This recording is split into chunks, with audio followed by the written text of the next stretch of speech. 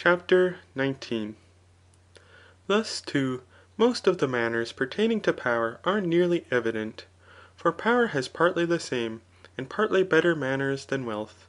For men in power are as to their manners more ambitious and more virile than rich men, because they aspire after those employments which they are capable of performing through their power. They are likewise more diligent, as being compelled to direct their attention to things pertaining to power. They are also more venerable than severe, for dignity renders them more conspicuous, on which account they are moderate in their conduct.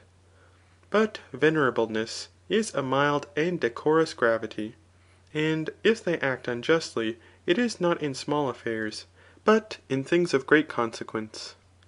Prosperity, likewise, as to its parts, has the manners of the above mentioned characters, viz. Of the noble, the rich, and the powerful. For those prosperities which appear to be the greatest tend to these.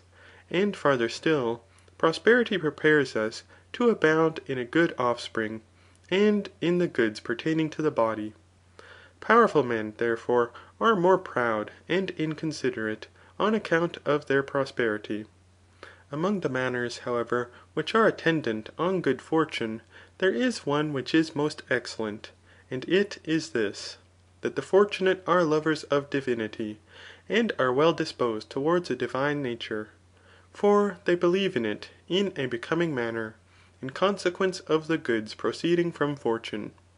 And thus much concerning the manners of men according to age and fortune.